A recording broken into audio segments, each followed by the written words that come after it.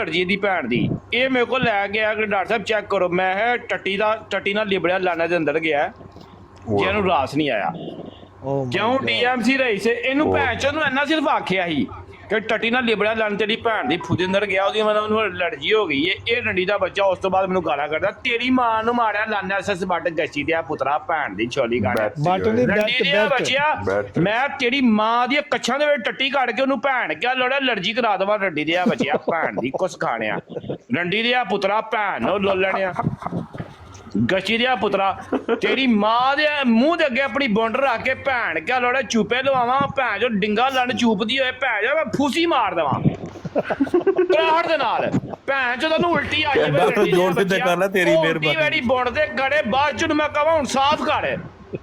ਭੈਣ ਦੀ ਛੋਲੀ ਖਾਣੇ ਬਗੈਰ ਦੰਦਾ ਤੋਂ ਮਾਰ ਗਿਆ ਲੌੜਿਆ ਤੇਰੀ ਬੁੱਢੀ ਮਾਂ ਕੋ ਆਪਣੀ ਬੁੰਡ ਛਟਾਵਾ ਡੰਡੀ ਦਿਆ ਪੁੱਤਰਾ ਭੈਣ ਨੂੰ ਲੋਲਣਿਆ